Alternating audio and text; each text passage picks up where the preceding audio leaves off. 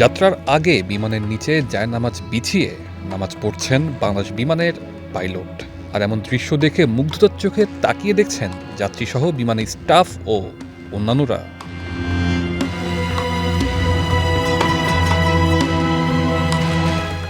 উড্ডয়নের ঠিক আগ মুহূর্ত, যাত্রীরা ধীরে ধীরে বিমানে উঠছেন, কেবিন ক্রুরা ব্যস্ত নিজেদের দায়িত্ব পালনে। সবকিছু চলছে নিয়ম মাফিক। হঠাৎ এক দৃশ্য যেন থমকে দিল সবার দৃষ্টি।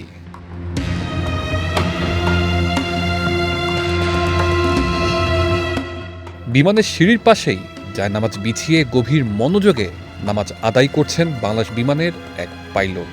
কিছুক্ষণের মধ্যেই যিনি যাত্রীদের নিয়ে 1000 ফুট উঁচুতে আকাশে উড়াল দেবেন, সেই গুরুত্বপূর্ণ দায়িত্বের আগে তিনি দাঁড়িয়েছেন মহান আল্লাহর দরবারে, লুটিয়ে পড়েছেন সেজদায়।